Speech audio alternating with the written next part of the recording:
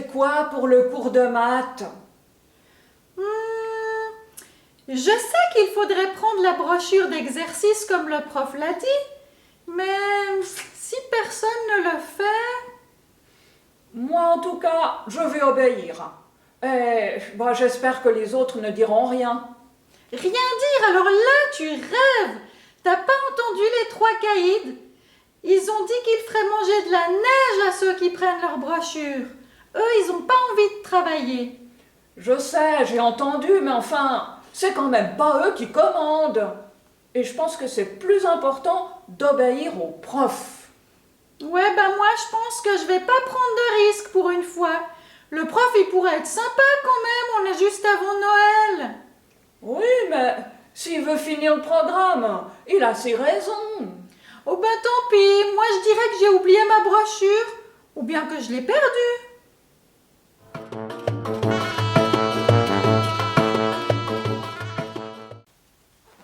Je suis sûre que ça t'est déjà arrivé. D'avoir des problèmes avec les jeux de pouvoir. Ah, moi je suis celui qui commande et les autres ont intérêt à obéir. Ou bien simplement tu as une idée, tu trouves qu'elle est bonne, et puis alors même si les autorités disent autre chose, ou les parents, ou les moniteurs, tu feras quand même, et puis si tu peux obliger certains autres à faire comme toi, ce sera encore mieux. Ou peut-être que tu en es victime. Il y a ceux qui te disent « on va faire ça et tu feras ça avec nous » et ils veulent t'obliger à le faire. Et pourtant tu sais que ce n'est pas bien. Eh bien j'ai une bonne nouvelle pour toi. C'est que par sa parole, Dieu il veut nous aider à résister. Dieu il veut nous aider à dire non quand on sait que quelque chose n'est pas bien. Parce que si on se laisse entraîner, c'est un peu comme si on était au bord d'un toboggan. Tant qu'on est en haut du toboggan, il n'y a pas de problème. Mais une fois qu'on se laisse entraîner, on se retrouve sur le toboggan et au bout d'un moment, on ne peut plus se retenir. On glisse.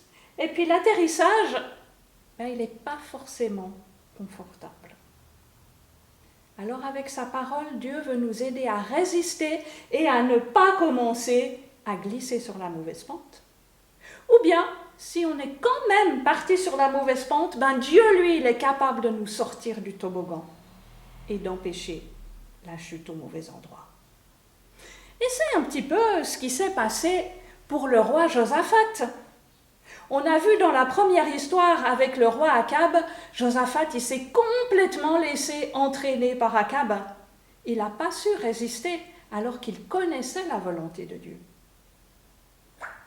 Mais ensuite, Josaphat avait bien compris.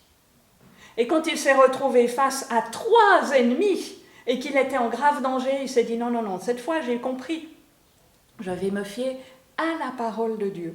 Je vais faire confiance à Dieu et ainsi je résiste à ceux qui peut-être veulent me dire qu'il faut envoyer tous les soldats et je vais faire ce que Dieu m'a dit. Et il a gagné. Puis Josaphat, il a eu un certain âge et il est mort. C'est son fils qui a régné à sa place. Mais voilà que son fils, la Bible nous dit que ce n'était pas un bon roi. Alors très vite il est tombé gravement malade. Et il est mort. Alors c'est son fils à lui qui est devenu roi, mais ce n'était pas non plus un bon roi. Et très vite il a été tué. Mais voilà qu'à ce moment-là, Athalie, alors attention, pas Nathalie, mais Athalie, la maman de ce dernier roi, au lieu d'être triste de la mort de son fils, elle s'est dit « Ah, mais chouette alors !»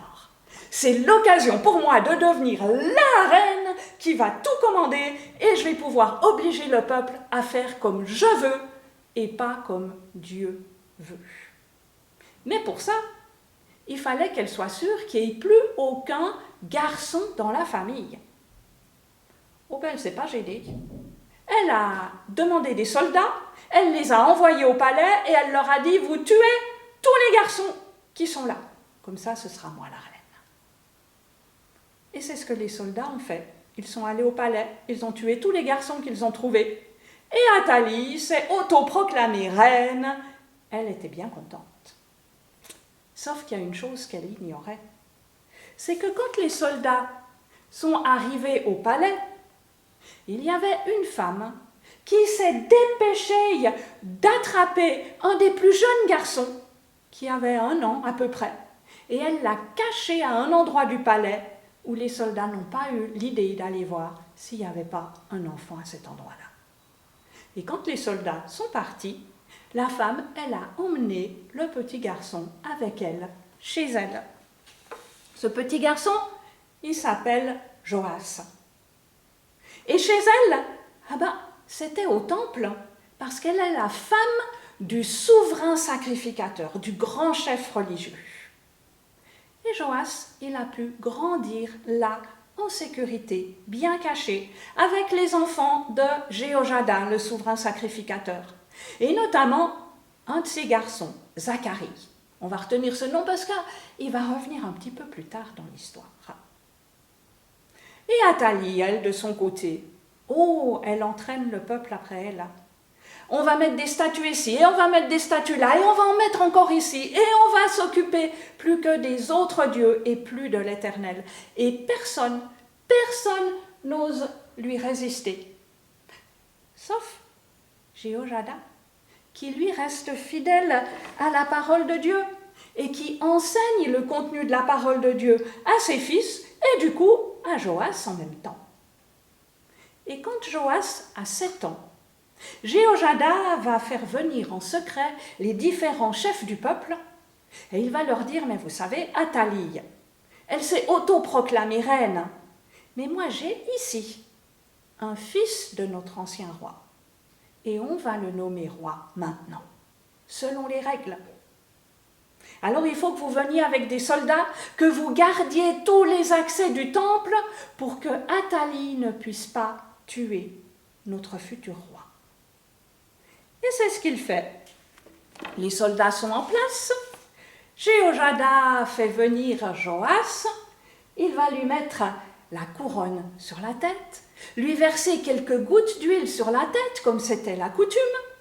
Et quand cela est fait, les trompettes peuvent sonner et le peuple peut s'exclamer « Vive le roi !» Et quand Athalie entend ça, elle arrive là en courant, en disant « Mais c'est pas possible, c'est une conspiration, c'est contre moi !» Mais plus personne ne l'écoute, c'est trop tard. Joas est roi. Et on va emmener Athalie et la faire mourir. Joas est le nouveau chef. Mais il n'a que 7 ans. C'est un peu difficile de gouverner quand on n'a que 7 ans. Heureusement qu'avec lui, il y a Jéhojada. Et que Jéhojada lui donne de bons conseils selon la parole de Dieu. Pour que Joas résiste au mauvais comportement. Et quand il est devenu un petit peu plus grand, Joas a à cœur de faire détruire toutes les statues que Athalie avait installées. Il donne ses ordres et le peuple obéit. On démolit toutes les statues qui étaient là partout dans le pays. Maintenant, le peuple a compris. On va se baser sur la parole de Dieu et non plus la parole des hommes. Et quand il devient encore un peu plus grand, Joas a une nouvelle idée. Il aimerait faire réparer le temple. Parce que Athalie y avait fait beaucoup de dégâts. Il y a des planches qui ne tiennent plus, il y en a qui sont tombées, il y en a même qui sont cassées. Et Joas dit, mais c'est pas possible. Pour l'Éternel, il faut une maison digne de le recevoir. Mais les travaux peinent à se mettre en route. On manque d'argent. Pourtant, il y a de l'argent au temple, mais on l'utilise toujours à autre chose. Alors Joas a encore une idée. Il va installer un coffre à l'entrée du temple en disant toutes les personnes qui veulent donner de l'argent pour les travaux du temple peuvent mettre leur argent dans ce coffre. Et quand le coffre est plein, on prend l'argent, on la donne aux ouvriers et ainsi les travaux peuvent commencer. Et le peuple prend cela à cœur.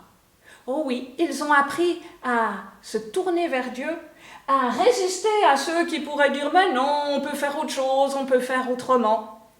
Et ainsi, les travaux peuvent avancer. Le temple, peu à peu, est réparé. Il redevient un endroit magnifique, un endroit où vraiment, maintenant, dignement, on peut chanter pour Dieu, on peut offrir de nouveau des sacrifices et surtout, on peut entendre la lecture de la parole de Dieu pour savoir ce que Dieu demande qu'on fasse. Et tout se passe bien pendant toute la durée de la vie de Jéhojada.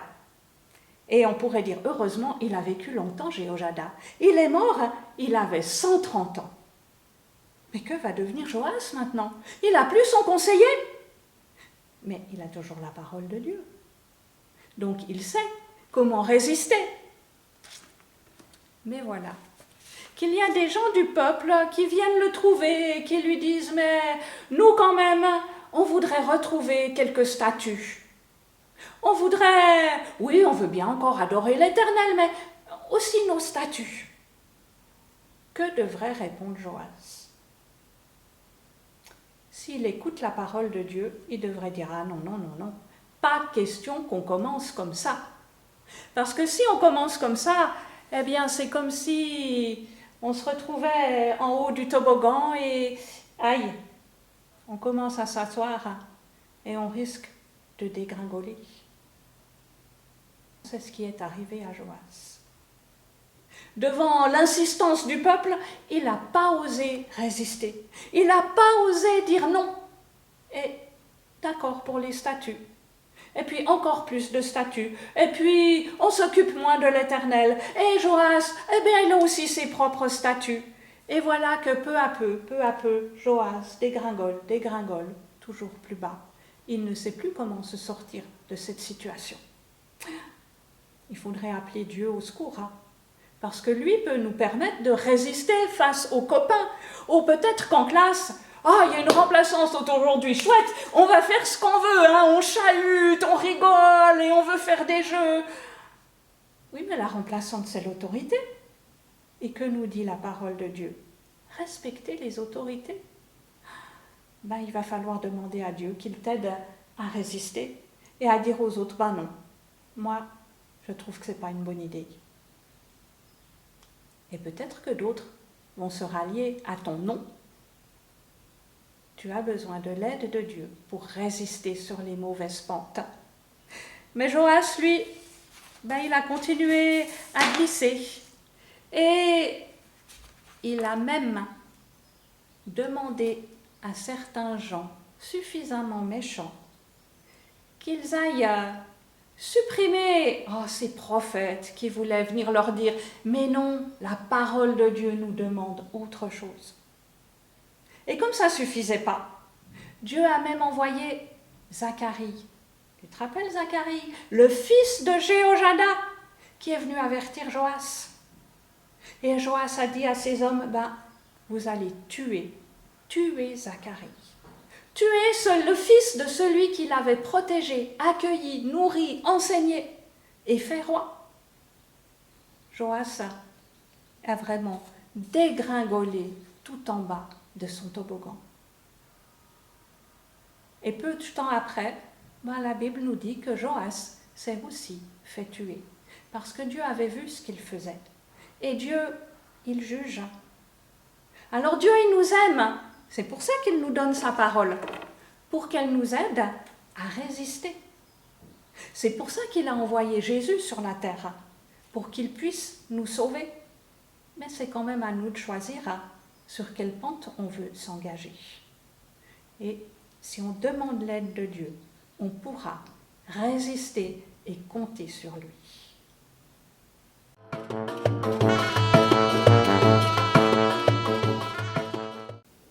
En fait, Pedro, tu as raison. Il vaut mieux obéir.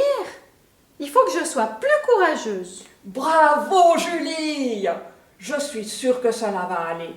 Et puis, si jamais, moi aussi j'aurai ma brochure, donc on sera au moins 2. Oh, ça alors! Les 3 caïds étaient tellement occupés à se disputer entre eux, ils ne nous demandé. Et le prof a été super, puisqu'il a dit que juste avant Noël, il ne punirait personne. Et au moins, en ayant obéi, on a pu suivre les explications. Tu vois, tout s'arrange. Heureusement qu'on est resté sur le droit chemin.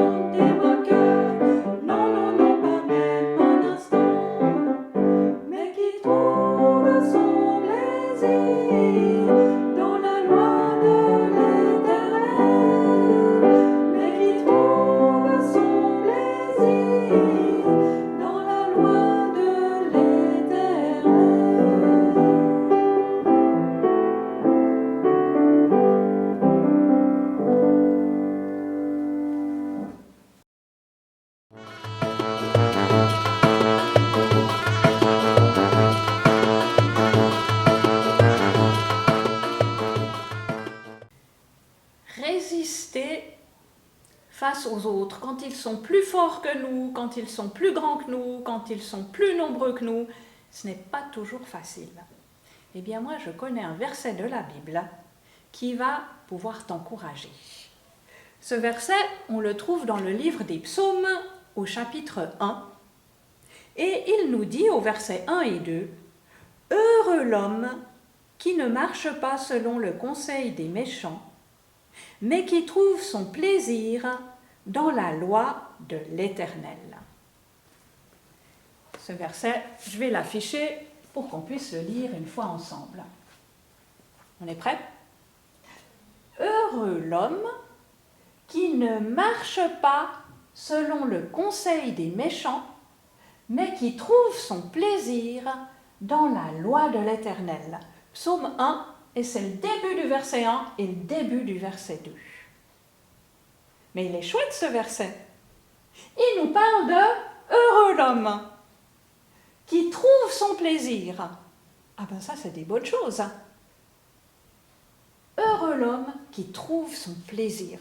Qu'est-ce qui te rend heureux, toi? Peut-être que ça te rend heureux parce que tu as réussi un examen important. Ou bien tu es heureux parce que tu as reçu un cadeau fabuleux. Ou bien tu es heureux parce que chouette, il fait beau, on va pouvoir aller jouer dehors avec les copains. Et ce sont des bonnes choses qui nous rendent heureux. Mais ce sont des choses qui durent qu'un petit moment. Alors que ce verset nous parle de quelque chose qui dure toujours. Quand on est avec Dieu, on l'appelle éternel, c'est que ça dure toujours. Alors on va répéter notre verset en se réjouissant. Heureux l'homme qui ne marche pas selon le conseil des méchants, mais qui trouve son plaisir dans la loi de l'Éternel. Et oui, c'est cette chose-là qui dure toujours, la loi de l'Éternel. Oh, la loi, oh, des règles, des commandements. Oui, mais c'est encore plus large que ça. C'est l'ensemble de la parole de Dieu qui nous donne des bons conseils, où on trouve des promesses, des encouragements, et où on peut trouver la force de résister face à ceux qui veulent nous entraîner sur la mauvaise pente. Alors on va pouvoir réciter notre verset en se réjouissant de la loi de l'Éternel. Heureux l'homme qui ne marche pas selon le conseil des méchants, mais qui trouve son plaisir dans la loi de l'Éternel. Psaume 1, versets 1 et 2. Alors il y a des bonnes choses, mais il y a quand même un mot qui peut nous déranger là-dedans. Oh ben zut, qu'est-ce que les méchants viennent faire là? Alors les méchants, ce ne sont pas juste les méchants qui nous tapent dessus ou qui nous disent des choses pas gentilles. C'est l'ensemble des personnes qui disent non, nous, la loi de l'Éternel ne nous intéresse pas. Nous, obéir à Dieu, ça ne nous intéresse pas. On veut faire selon nos propres idées. Tant pis pour les autorités. Et on fait régner la terreur s'il faut pour que les autres fassent comme nous. Eh bien ceux-là, on ne va pas écouter leurs conseils parce qu'ils sont le contraire de ce que nous dit Dieu dans sa parole. Ceux-là, il faut leur résister. Alors on va arriver à le dire. Heureux l'homme qui ne marche pas selon le conseil des méchants, mais qui trouve son plaisir dans la loi de l'Éternel. Psaume 1, versets 1 et 2. C'est pour ça que c'est important. Important de bien connaître le contenu de la parole de Dieu, parce que comme ça on sait ce qui est bon ou ce qui ne l'est pas. Et on trouve les bons conseils pour résister aux méchants. On va le dire une dernière fois. Heureux l'homme qui ne marche pas selon le conseil des méchants, mais qui trouve son plaisir dans la loi de l'Éternel. Psaume 1, versets 1 et 2.